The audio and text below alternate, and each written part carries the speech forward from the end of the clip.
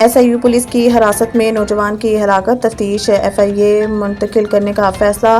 نوجوان کی ہلاکت اور ورثاء کی مدیت میں مقدمہ درج نہ کرنے پر لواحقین نے گزشتہ روز سہراب گوٹ کے قریب احتجاج کیا تھا۔ رپورٹ شہروز خورشید پولیس حکام نے تفتیش کا دائرہ وسیع کرنے کا فیصلہ کیا۔ SIU کے اضافی چارج سنبھالنے والے SSP AVLC امجد شیخ کے مطابق کیس کی تفتیش ساؤتھ پولیس سے FIA منتقل کرنے کا فیصلہ کر لیا گیا ہے۔ ان کے مطابق منصفانہ تحقیقات کے لیے کیس FIA کے سپرد کیا جائے گا۔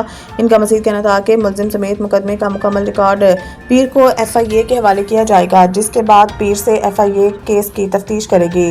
واضح رہے کہ عرفان نامی نوجوان کو بدھ کے روز حراست میں لیا گیا تھا اور IO کی جانب سے جمعرات کے روز 7 بجے کے قریب اہل خانہ کو عرفان کی موت کے حوالے سے آگاہ کیا گیا تھا۔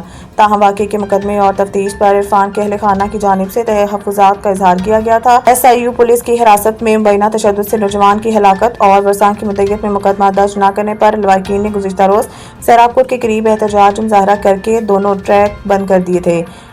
SHO SIU نے اپنی مدیت میں صدر تھانے میں واقعے میں غفلت لاپرواہی کا مظاہرہ کرنے پر IO سمیت دیگر پولیس اہلکاروں کے خلاف قتل خطا کا مقدمہ درج کروا دیا۔ احتجاجی مظاہرین کا کہنا تھا کہ ورثاء کی مدیت میں نوجوان عرفان کی ہلاکت پر قتل، اغوا اور دہشت گردی کی دفعہ کے تحت مقدمہ درج کیا جائے۔